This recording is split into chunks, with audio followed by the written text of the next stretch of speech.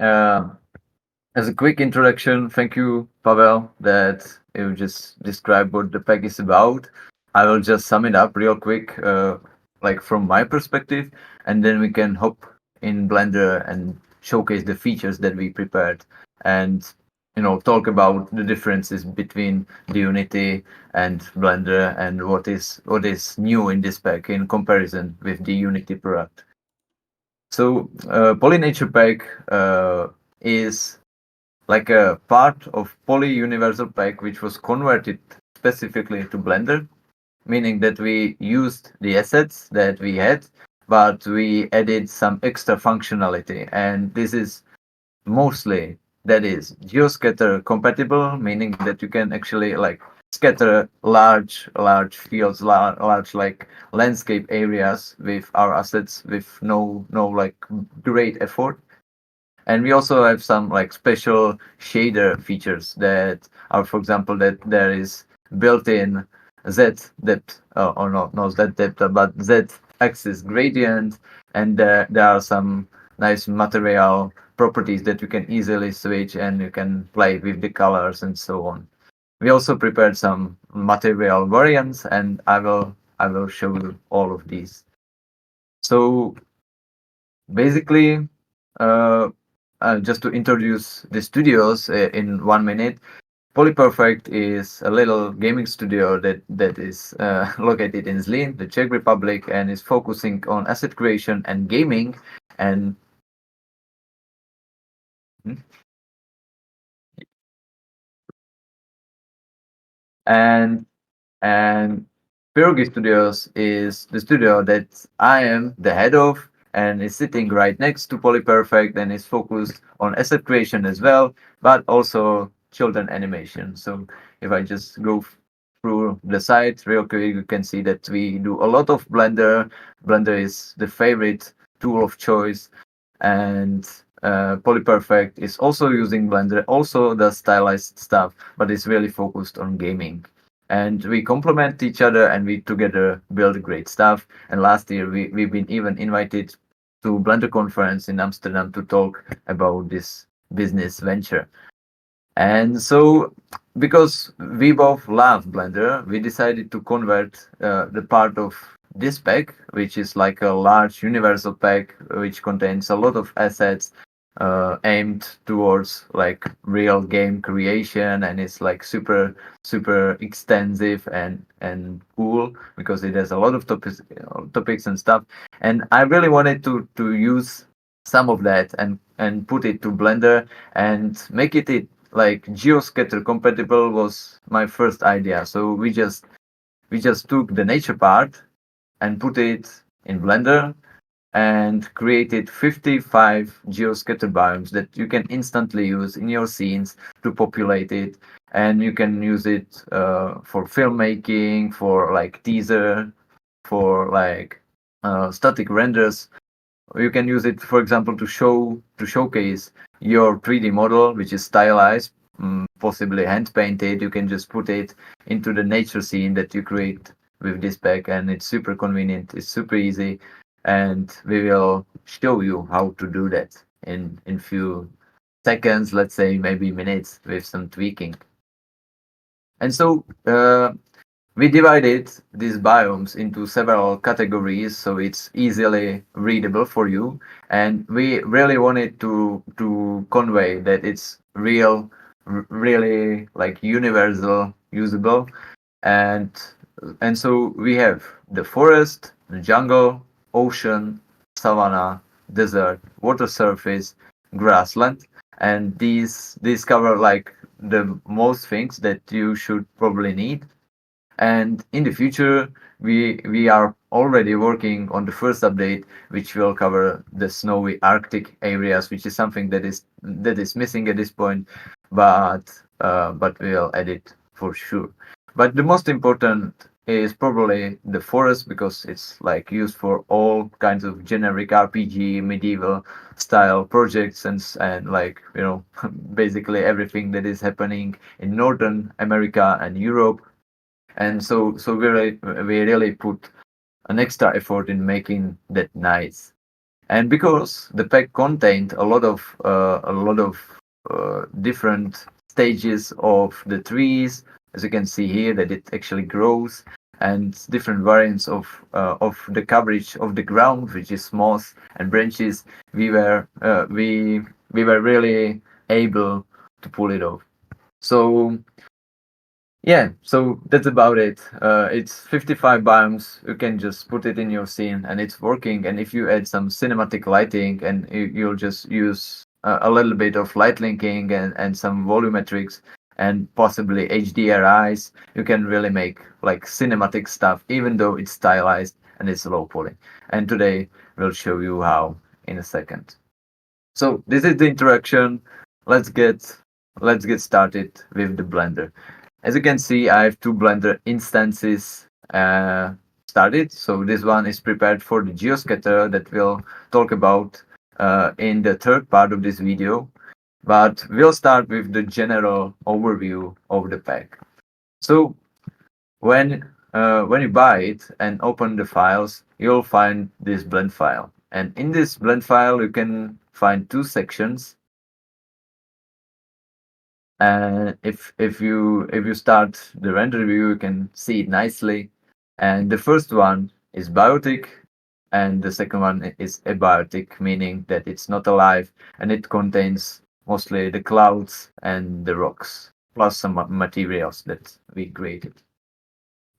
So let's start with the biotic thing. So overall, there is about 500 assets.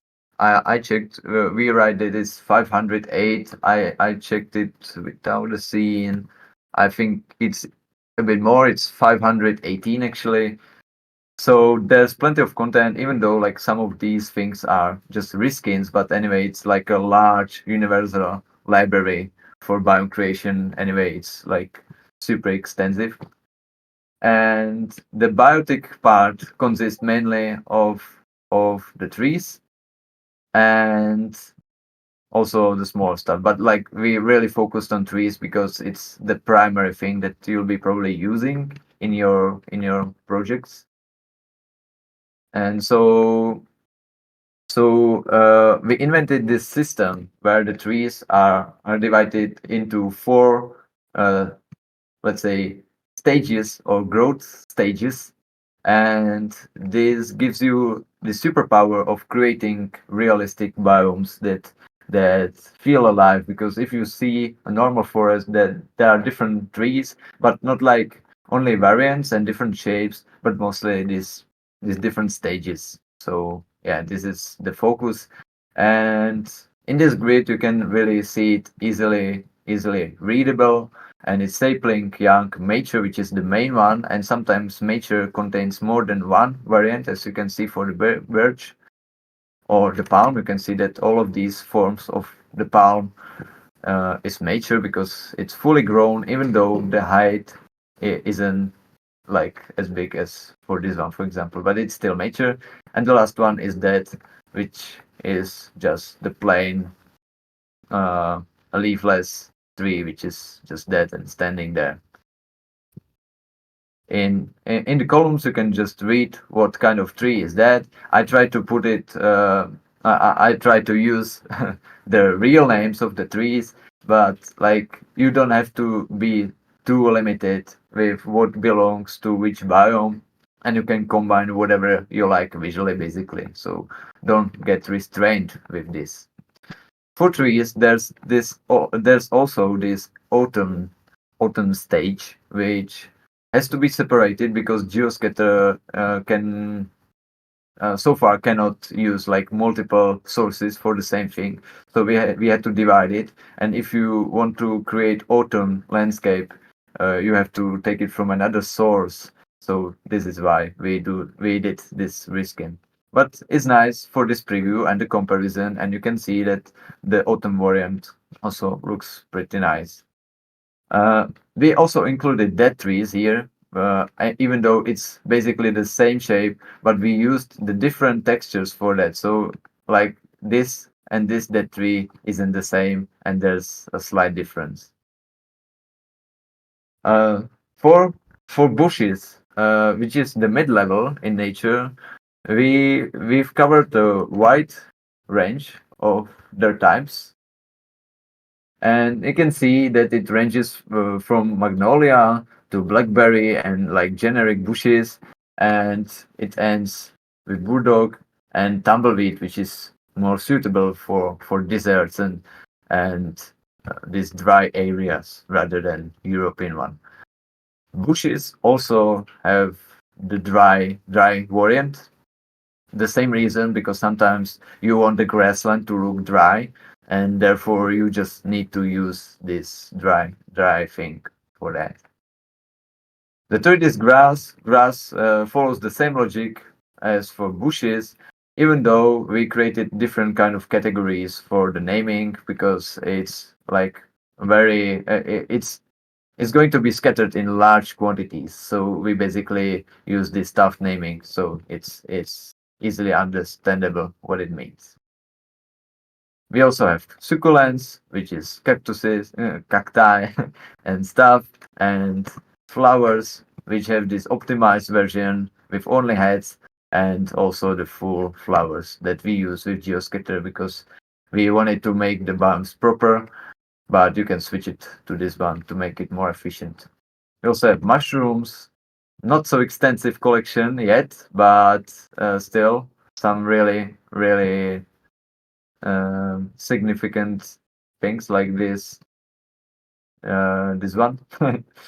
And we have ground cover, which sounds boring, but it's very important because if you just place trees on the ground without anything around it, it looks boring and not so realistic. So it's really nice that you can just scatter branches and roots around the tree, and now it looks more connected to the plane, to the environment, and it looks nice. And this is the logic that we use for the thing. So I'll use this bridge to show the catalog that was produced in cooperation with Geo-Scatter. And here, uh, it is not available publicly yet, but I will change it today. And you can check all the biomes in full quality in this full quality render. And here you can see how the biomes really work, and you can notice that these things have the roots. These trees, these jungle trees, have roots all around them because Geoscatter allows them to do so. So this is a nice recommendation, and we use the same trick for different things as well. So we are talking about ground cover, which is also moss, for example, and we use moss to be placed anywhere where this kind of blocky rock mountain is scattered. So you can see that there's actually moss around it here, and here, and it looks natural. But the moss isn't so needed where the grass is, so it's only limited to the rock boulder. And we also have vines. We don't use them yet with Geoscatter, but it's really nice to use these vines for buildings and things that need to be somehow made nicer with natural stuff. And we offer vertical and horizontal ones. We also focused on water surface, so you have lilies and giant lilies, so you can create a pond, and it doesn't matter if it's like a river in Amazon, which is the way we portrayed it, or if it's a like European pond, which is in a garden. It looks in both cases super cool, I think. And the last thing is the underwater, the sea biome, the ocean biome, and it contains some seashells, which are biotic and even like animal-like, and sea plants that can be just scattered all around the water surface, as you can see here. And it really creates these nice, colorful, or maybe not so colorful if it's that, biomes. And yeah, in combination with volumetrics and some creative shading and post-production, you can really create this authentic underwater look and and and strong visuals basically for the scenes. All right, so that's about the biotic part, and let's talk briefly about abiotic. which is mostly these rocks in all kind of forms. So we have these large rocks that are used in Geoscatter to create the boulder mounds, and also this little thing. This actually comes from the primeval of the Poly Universal Pack, so it has this primeval look to it. But we just found out that it's quite useful to be used in the scene as a normal rock. So, for example, this column, which is looking like a Stonehenge thing, can be pretty nicely scattered in the desert biome, and it looks basically very good. So I recommend trying that. I can show it real quick again. So here we have the European ones, and yeah, here we have it. This is the desert, and you can see that these columns just standing there sometimes can just look natural, and there's no problem with that, and it creates a nice landscape.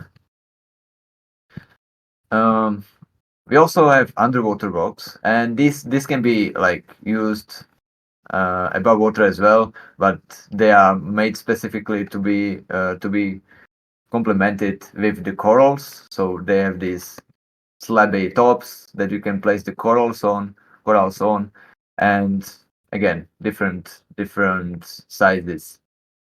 We also prepared some pre-made coral reefs, so we can have a little shortcut there. Um, yeah, so there's dirt, and we have clouds, which we are using quite extensively. Not here, this is actually an HDRI, but in some cases it really helps. So, for example, in this savanna setting, if you use the volumetric clouds, it really looks nice. It's a bit, jagged, but it comes compatible to the low poly art style. So I think it looks pretty cool. Of course, if you want to have it more soft, you can just use subdivision modifier and do as you please. We of course started with the solid ones, which don't generally look so great in Blender, but you can use them and you can create your own shaders if you are up to it. And the last thing is materials, which is the collection of 10 materials that come with the pack, and they are mostly the ground, grass, dirt, and some snow things. Even though we don't provide the snow assets yet, you can already try to create icy plains. We also have sand, and in combination with dirt, it really looks amazing. You can just place some baobabs or dead trees there with these sandstone sandstone rocks, and it looks cool. So I recommend doing that. Okay, so that's about it. This is the pack, and you can just go through it, explore it, try to look in edit mode how these things were made, and think about how you can use it in your scene as well. And coming from the pack to the features, we of course organize it so it's easier for you to understand the logic behind the collections. And we also marked everything as assets. That means that you can just use this blend file, just go to preferences, file paths, and yeah, you can just put it here in asset libraries, and then it will appear here in the asset browser, and you can drag and drop it to your scene, which is pretty nice. And we created this custom thumbnail, so it's easier for you to understand it. But yeah, in this file I don't have the categories, but I can show it in the other one. I think so. So if I go here. All right. Okay. So it doesn't work yet, but I can really quickly set it up so you can actually see how it's done. Uh, just here,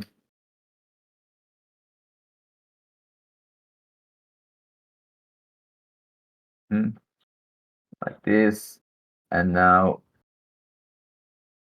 I don't know. Okay, one more try, sorry.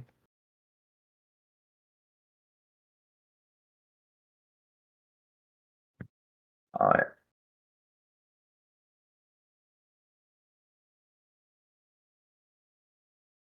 Okay, okay. Okay, it seems like the folders don't work yet, so I'm sorry for that, but still, the asset browser logic works, so we can just scroll through it and pick whatever you want and just drag and drop it to the scene and work from there. It should be super convenient, and I believe that the version that is actually on store already has the functional collection system, so it basically follows the same folders, same collections as here, and you can just filter it and be quicker. But if it doesn't work, don't worry. All these things have like pretty proper naming, and if you just put in tree, it will just give you all trees, and you can just filter it at least this way.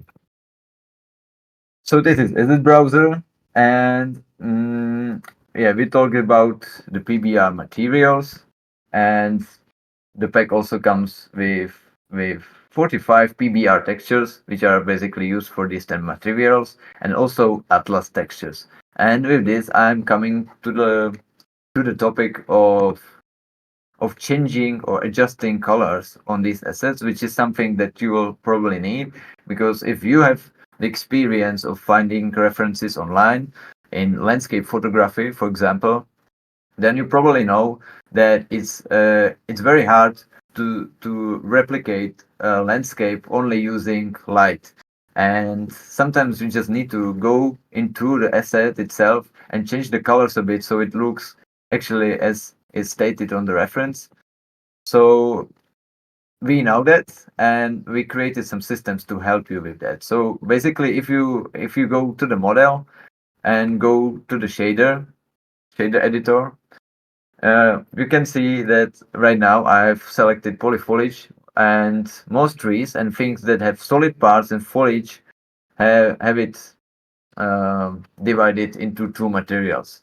So basically, we have one material which is called PolyShader, and this is used for solid objects, and that means rocks, wood, and anything like that. And the second one is polyfoliage, and polyfoliage is used for all kinds of foliage, including grass, bushes, and everything that is supposed to be green, let's say. So one exception is magnolia, which is also in polyshader, but everything else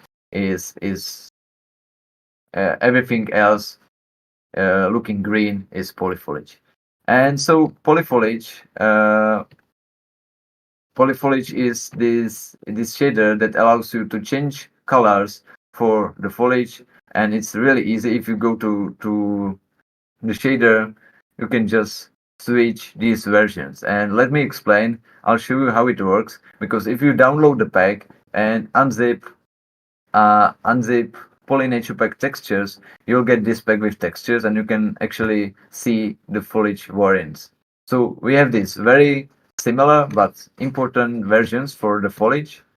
Last one, D being autumn variant, and the same logic goes for the solid one. So if you go to Atlas and to Albedo, you can actually see the textures that are used for solid objects, uh, like wood, stone, coral, and all the other things, like everything else, everything which is not foliage, basically. And we also provide this pack with several categories, several variants, and you can just switch them easily in the pack, and the colors will change. So let me show you. If you go to the polyfoliage, I'll switch from A to B, B to C, and C to D, and you see that now it's all in autumn variant.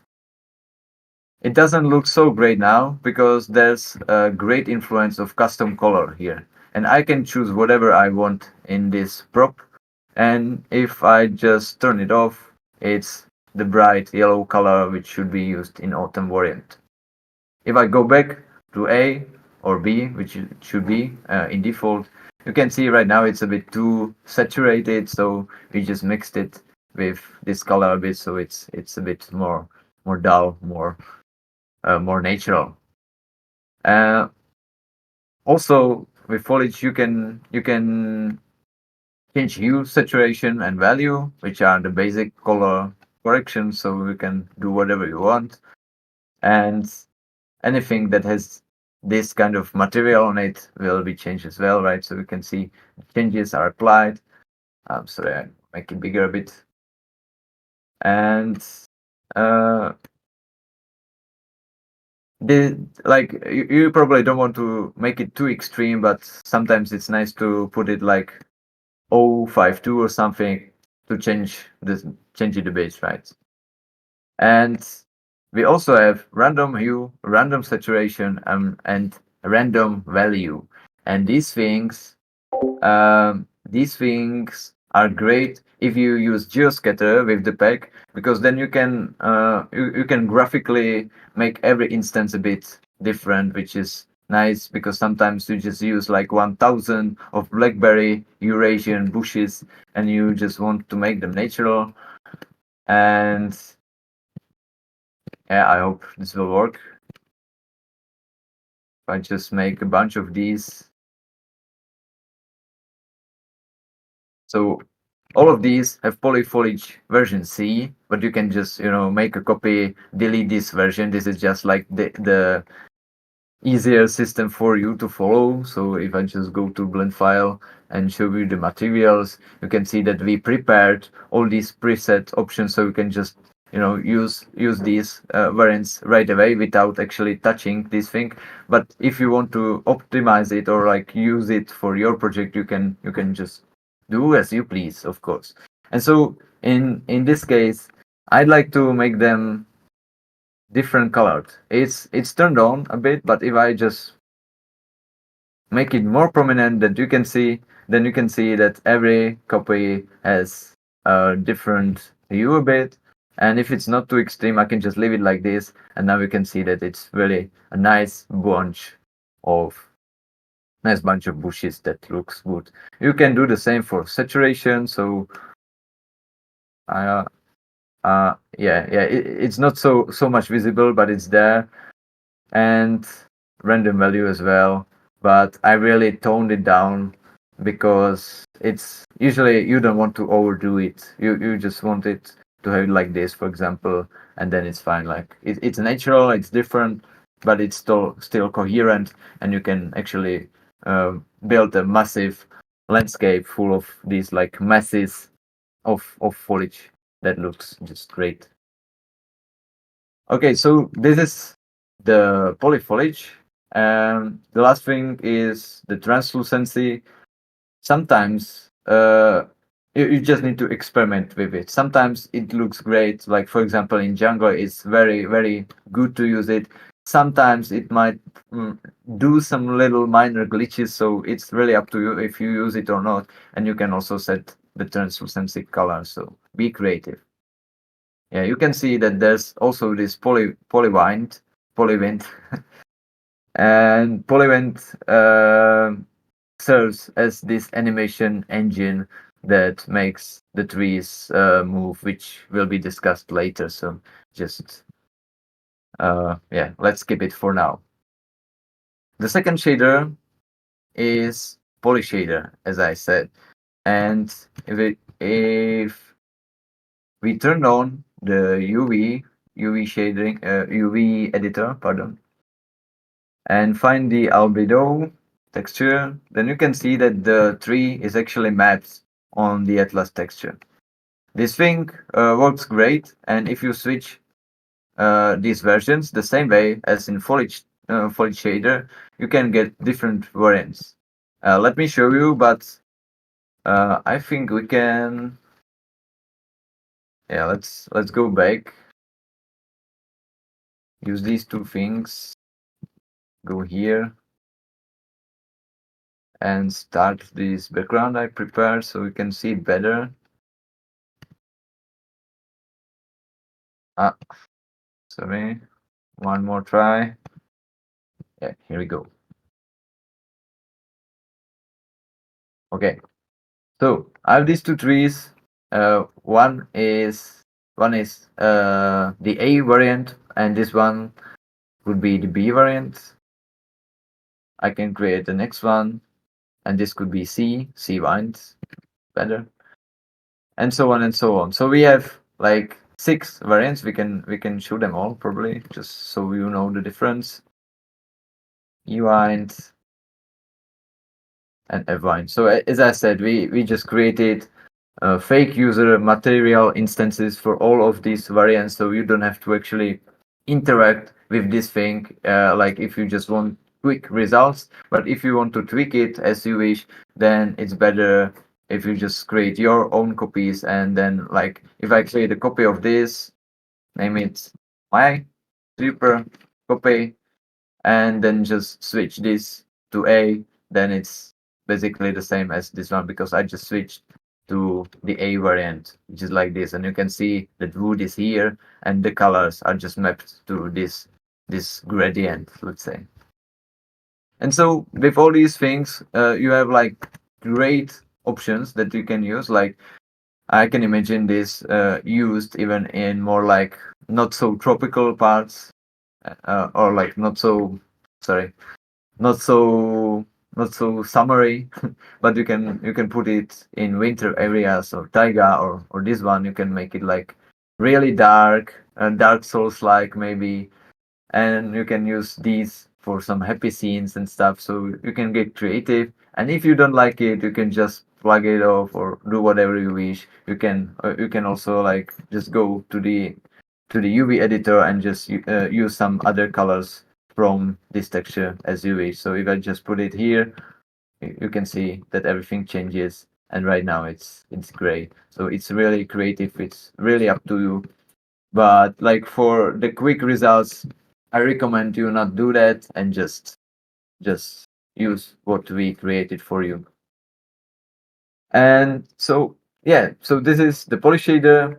You can also use the Poly Z gradient, which is gradient coming from the bottom to the top, which can be made more visible, and you can make it more visible both in the shader and in custom properties. I know this system sounds a bit complicated at first glance, but it's great because you sometimes you just have that one tree that needs to be different, and you can't just, like, it's not very well optimized if you just make copies of the material all over again. Sometimes it's just better if you just use these custom properties to adjust that.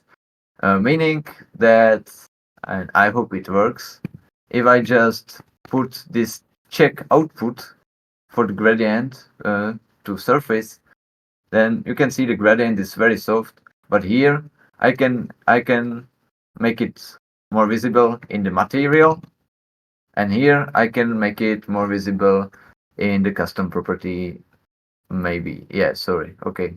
It looks like it works only as the reduction. So if I just put it on 1 here, I can use this gradient intensity as opacity filter and just put it back even to 0 if I like.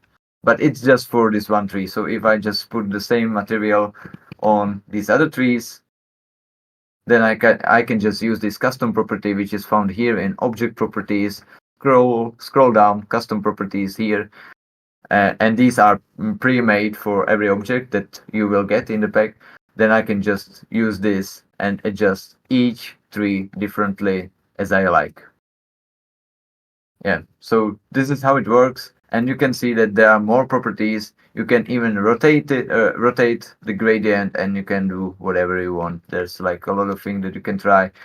The rotation is a bit tricky, but yeah, but you can, for example, offset the gradient. Again, if I just make it more visible, you can see that you can offset the gradient, and then this is like for checking only. This is for checking, but with color, which doesn't like work very well. And this is the end. So like you can see, then when it's plugged into the surface, you can just use the gradient and have it different for every instance of the tree. So yeah, This was quite technical. Ambient occlusion works in a similar manner. So there's a little bit of ambient occlusion going on, but I can show it on this one probably. Yeah, it's not very well visible, but again, if I just use this check, you can see that in the places where it comes together, the ambient occlusion creates this contact shadow, let's say, and I can turn it off if I don't want it, or if it causes glitches and stuff. Again, I can use both the material and the custom prop to deal with that. So if I just make the distance in this custom prop smaller, then it will just disappear. But note that this is only for this one tree, and if this tree will have the same material again, it won't share the same data, because if we just put it away like this, see, it's not there, then this one will have it because it has its own set of custom properties that can deal with that. So yeah, that was a quick showcase of the PolyShader and its functionality. And I think this is not so important in terms of Poly Nature Pack, so you don't have to deal with that. And that's basically everything you need to know. And so right now, because we have about 20 minutes left, let's see what the animation does. I hope it works well, because it was quite tricky to make it. And um, note that at this point, like the best use of it is in cycles mostly, even though it should also work in EV next. So let's see, I will just keep displaying. I will delete the trees, make it bigger. Wow, okay, much. And let's pick, for example, this weeping willow tree. Put it here.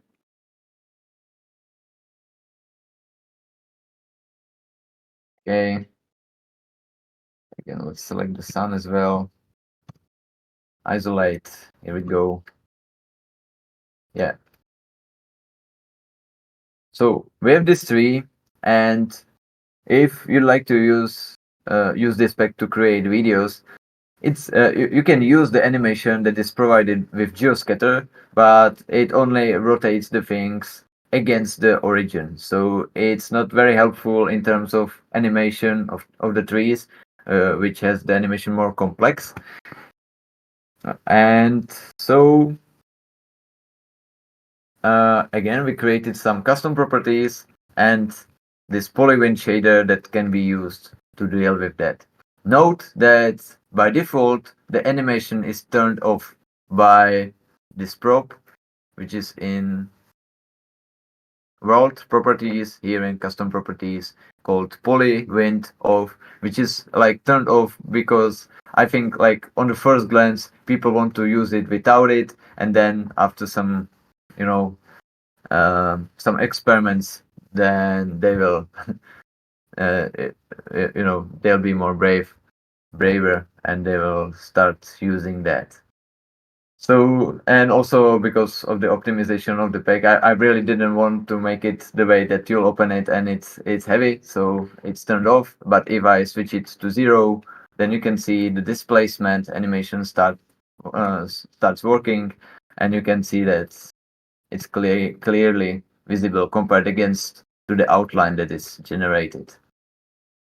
And so if I play the animation, you can see that the tree animation works, and the way it was made by the technical artist Pavel Oliva, which I like to thank him a lot for doing that, is that the animation animates the trunk, the leaves, and the branches separately, and then adds all these three parts together into one like total animation, which is in like displacement mode. And the the displacement animation can be maintained through the material, but I wouldn't really recommend that, and I would like to give you this recommendation to use these custom properties connected to the world properties. tag. And that's because I can imagine that rather than like having it uh, divided by what material is used on different plants and stuff, it's better to have it, controlled globally, and you can do it in this world properties. So as you can see, you have several options. One of these is wind animation offset, which just like plays the animation, and you can offset it mainly for still renders if you need like some specific shot to be made, some specific like seed for the animation, then you can change it here. You can change the wind direction, which if it's turned to 0, then the animation just is like a slight breeze that is working in one place. But if you turn X to 1, then the animation is coming from back to the front, which you can't actually see. So let's put it into the Y axis, and then you can see that the trunk comes from the right to the left, and it just bounces nicely, softly. Like the animation isn't super fancy in terms of like great wind, Witcher 3 like animation, but it's still pretty nice. It's pretty soft, and I think it very much fits the overall idea of low poly art, which should be cozy, feel good graphics usually, and yeah, I think this complements it quite a lot. So also you can use these strength modifiers, and let's see what they do. So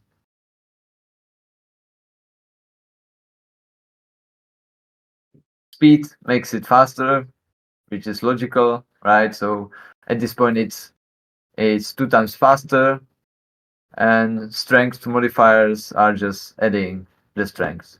The way it works is that if you set this to -1, it will turn the animation off totally.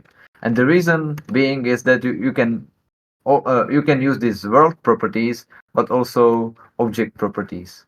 So you can again adjust the wind animation on object level, but I recommend using mostly these properties that you have to manually create in your scene, but they come in the original blend file that you will buy. So you can just check it for inspiration, and it's also stated in documentation how you should do that, how you should set it up here, and then you can just use it for global animation control. And sometimes you just want to turn it off from one place, and you don't want to go to object properties to turn it off. So now it works that if it's -1, it's just turned off. Again, if I go to object properties and turn it to -1, it's turned off, because like it multiplies, and this is actually set to like multiply towards 0. So whenever it's -1, it just turns the thing off. And here you can adjust the separate parts of the animation. So I can just turn them off like this, and let's see what they do. So branches, for example, they animate the branches, so it's actually weighted, and the branches are moving, and the crown, the leaves are just following the branch movement, which is pretty cool, and I think this is the most advanced part of the animation. You also have leaves, which is this subtle little movement of the individual little leaves. And you have the general trunk movement, which is the big, chunky trunk movement from one side to the other, and it goes in sinus mode, so it's just like back and forth, and it looks nice. If you want to optimize it, you can just leave it like this, meaning branches 0, but set to -1, and just and leaves as well, and just use the trunk animation, and it will be more optimized. Maybe in the future we'll do another batch, or like the option to only use Node 3 that will allow only trunk animation, so it's more optimized. But in the launch version, we couldn't do that. So at this point, you have everything, and you kind of have to figure it out. But you have all the features available, and you just need to turn off anything that bothers you. Okay, so let's leave it at 0. I'm super happy that it works. It should work without anything set anywhere. So basically, like if you just use this polywind off and turn it to 0 and set and don't set anything else, then it should still be nicely animated. But I can imagine that you'll probably need to do some tweaking to make it really nice. So I recommend checking the documentation and following it or this tutorial to make the scene nice. Note that this is also compatible with Geo-Scatter, so you can have a bigger scene with animated trees, and it's quite nice. Okay, so that's about the animation, and I have a little note that I should mention that if you buy the pack, then the future updates will be included, but the general price might go up eventually. So basically, the better you get it, the better for you. And as I said, there's this amazing snowy pack coming. So yeah, that's about it. Uh, I can't really promise where when it will be made, but it will come and it will be great. Okay, so we have about 10-15 minutes left, so let's jump into the Geo-Scatter part. I just went through all these little features that we prepared, and now I'd like to show you how to create an actual scene with the pack. So let's close this one and switch to the Geo-Scatter file. Note that the animation works only in 4.1 version of Blender, and right now I jumped back to 402, which is great for Geo-Scatter. And yeah, let's get moving. So if you don't know it yet, Geo-Scatter is a great solution for scattering objects on the ground. It's like a number one solution on the Blender market, let's say, and on the Blender basic market as well. And it has a ton of controls, and you can use all these controls with Poly Nature Pack in low poly style as well. So I totally recommend giving it a chance. They have like a little free demo that you can use on their side, but I totally recommend giving this a try in this individual license if you are a freelancer or individual artist, because it's just great. And it lets you creating this kind of art in a matter of seconds, which was the case for this little grassland as well. So let's add some lights and see what it does. So basically, you'll download a pack which looks like this. It's called Scat Pack, and you will just install it into Geo-Scatter, and then what you'll get. I'm sorry, I'm Eevee. That's not right. It's better to use cycles to get the best results. View. Yes, here we go. Okay, nice. And let's put on some denoising. And let's give it some light.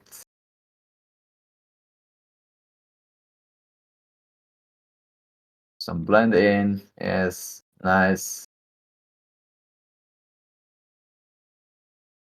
Yeah. Okay. Yeah, so, and let's just use some simple color for the ground. Okay. Mhm. Yeah, so as you can see, it's highly detailed, even though it's low poly. When you put all of these assets together, it starts to be quite cluttered, which is great because like the low poly doesn't have to be like super simple. It's simple and cozy in the individual on the individual model level, but like when put together, it can actually create a nice, super high detailed landscape. And so if you download the pack, you install Geo-Scatter and the Scat Pack, and then you'll get to the manager and you'll have all these presets available. And we, as I mentioned at the start of the stream, we have these several groups, several categories, which is desert, grassland, and so on. And we have this thumbnail so you can easily understand what you are creating. And today I'd like to show the grassland and the forest, how it works, and I can show some like very basic tweaking that can be done. So this was prepared before the stream, which is cheating. So let's get back. And Geo-Scatter is usually maintained through this end panel tab that serves as this panel that you can organize your biome presets and stuff, and also these presets or Geo-Scatter manager tab, which gives you this biome selection and also the lister, which I'll show you later. So let's choose which grassland we'd like to use. I totally recommend applying your scale because otherwise it doesn't work so great. And let's see what it does if I choose these, let's say grassland, or no, let's choose grassland wild. So you just click on it, and it should import all these things, and voila!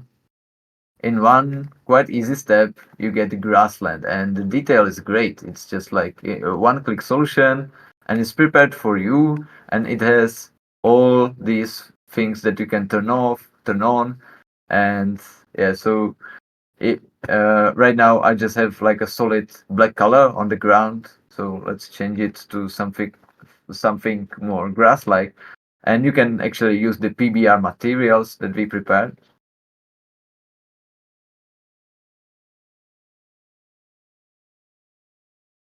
Yeah, maybe like that. Yeah, something like this.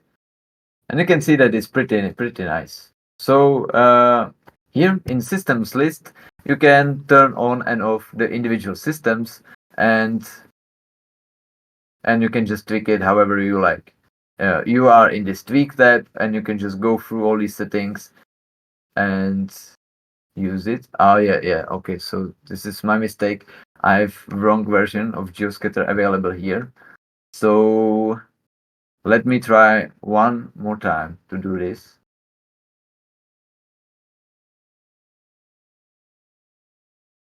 Yeah, so this is actually the free version of Geo-Scatter that you can download for free and try these packs without paying anything extra. So I recommend doing that if you have worries. But if you'll find out that it's nice, then I recommend purchasing Geo-Scatter and then switching to the full version, which should work in this one.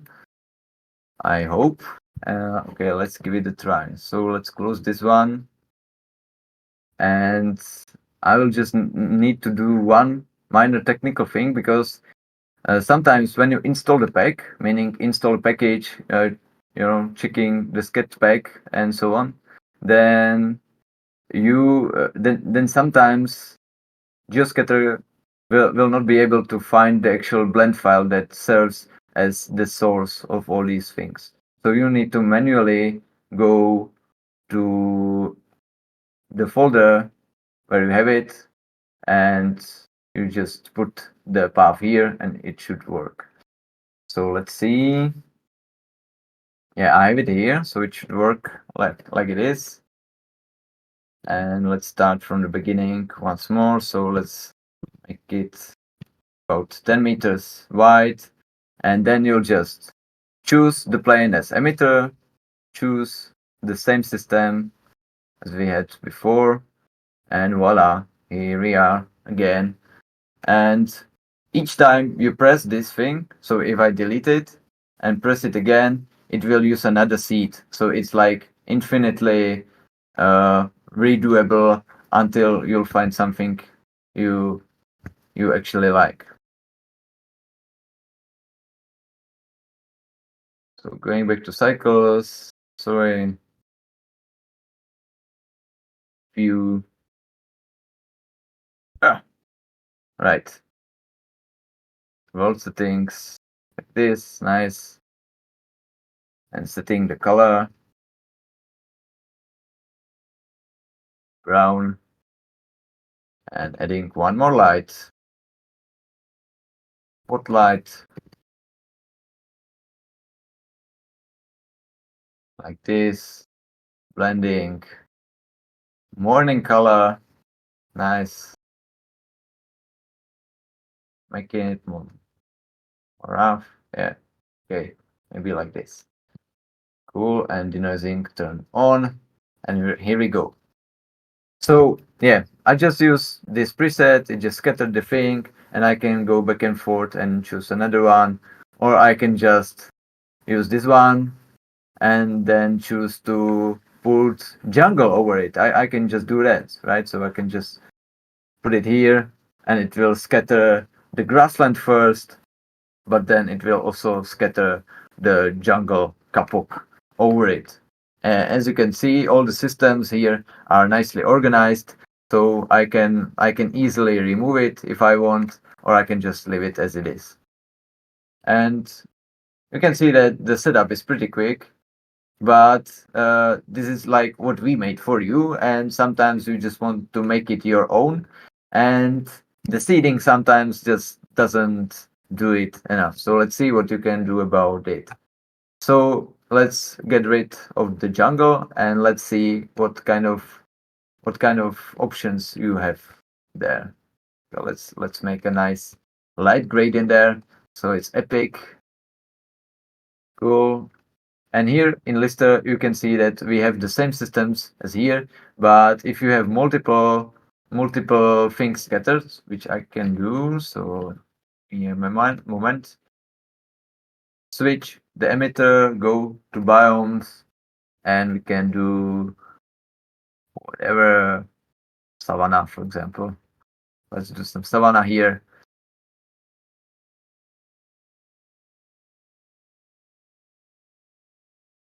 Yeah. So if I have multiple emitters, then I can't just see it all together here, and that's why Lister exists, which is like universal tab that collects all the scatter systems that you have in the scene, and you can easily manipulate them. And so the savanna is nice, right? It's like it's not bad, but also it's sparse, but I want to make it dense. So if I choose the savanna and I can see it here, then I can just go to the tweak settings and oh yeah, no, it's still I can yeah here. So I can tweak these things, and so you have several systems, and you can just tweak each of them separately. And for example, distribution is the setting of how many instances will be scattered over there. And I'd like to create a really large savanna setting, and I can just go to grass dry system and multiply the density twice, because here's number 2 with each click. And you can see I'm just easily adding the grass over there. I can do this with any other system, and I can just easily manipulate it. The same thing goes with rotation, so I can randomize the rotation.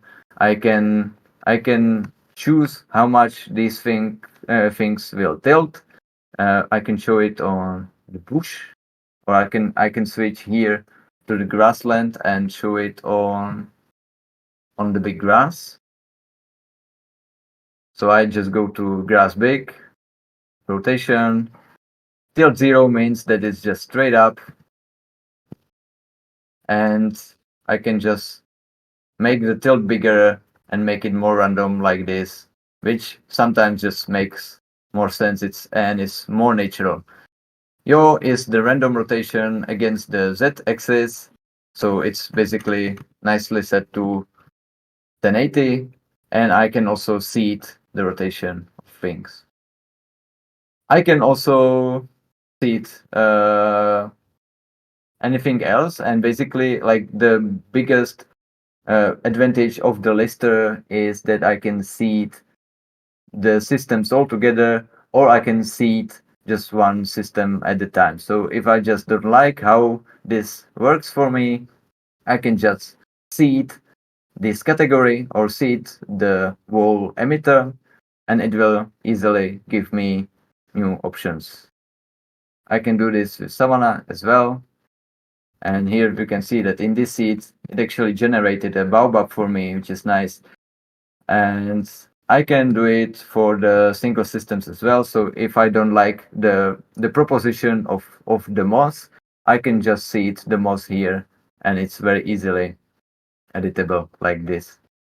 So I can just see the moss, go to distribution, make this distribution smaller, bigger as I wish, and it's really nicely responsive. And it gives me another seed for each click, for the pattern, for the rotation, for the random scale, and all the other things.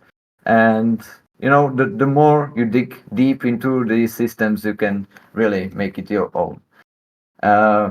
So for seeding, I can recommend seeding the distribution, which is like this general distribution dice thing. You can seed the rotation. So for this grass big, you can see that it rotates with each click.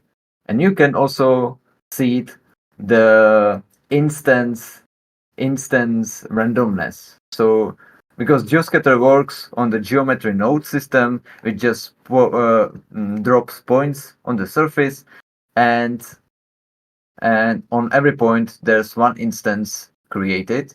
And with this seed, you can just randomly change which instance will be generated. So let's try it with the rocksmith. Here you can see that the points are still on the same place, but you can easily seed which kind of instance, which version of the rock will be instance on that set instance point. Yeah, so like this, you can easily create what you need, and you can also use masks because, of course, the nature is very like based on borders and stuff. So if you have a cliff, you need the grass to be ending near that cliff and so on. And for example, if you want to make a road, you need to create a mask that will just cut through these things. And one way to do it is to create a plane. And I really like this method. And then putting that plane into a collection called something like upward, and then going to these systems, and you have this culling masks tab, and you have like all these other types of culling, of like masking the scatter systems. And at this time we'll be using upward obstruction, which gives me the option to just choose the upward collection and mask with it. And if I do this for every system, I think, yeah, maybe it can be made in easier system in easier manner, but I'm not sure. I think holding tab would help with that, but let's do it manually now. And you can see that I actually just put this hole here, and right now it sounds quite simple, but it actually takes any geometry that is placed into this upward collection, and it adapts, and it takes in geometry and also geometry with modifiers. So we can here just turn off the visibility and turn it to wire, and you can use subdivision surface, for example, and the path will adapt. Yeah, so this is like easy, really easy and super responsive way how to do it.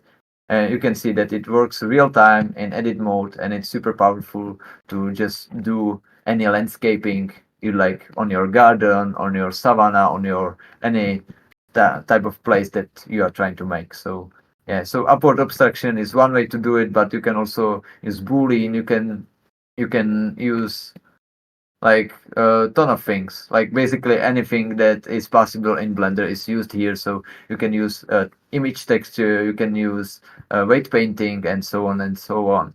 And in Abiotic, you can also use masks that will change according to the terrain type. So if I just make it bigger like this, you can you can mask these things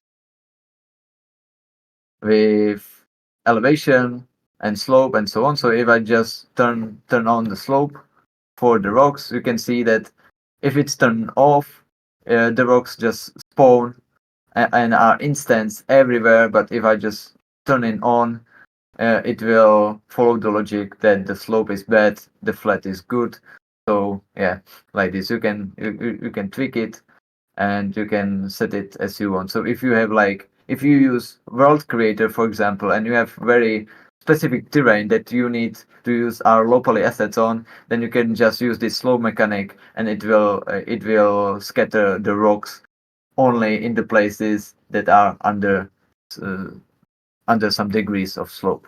The same thing goes for elevation, so we can just you know set the margin of the elevation that will be used, and this elevation will be maintained. So again, if you need some kind of snowy landscape that has like very distinct snowy paths, then you can just turn on this elevation and uh, just turn it off from there. And there's also this transition. So if you turn the transition on, you can oh yeah, sorry, you can make it not so strict, as you can see. So it creates a gradient from here to here, and it really works nice on any kind of environment. And so abiotic masks offer you this procedural type of masking, and culling masks offer like manual type of masking. Distribution says how much and how many instances will be instanced. Rotation is clear. Scale is clear. Pattern gives you some pattern options to make it more organic, and instances here gives you this option to actually manually choose which objects will be used for instancing in that set system. So if you just utilize these things that I named, you will be able to do like 90% of any kind of work needed. And then you can also check the other options like exporting biomes and stuff. But the general idea of our pack is that you should just go to biomes, drag and drop it, put it on the emitter, and then then just tweak few settings and be happy with that. Maybe use this upward obstruction, create a path by drag and dropping things from the asset creator, which should be asset browser. Sorry, I don't have it in this version. Sorry. And just like combining this procedural Geo-Scatter creation with placing individual hero assets into the scene and creating something nice and beautiful. Thank you very much. Yeah, so that's about it.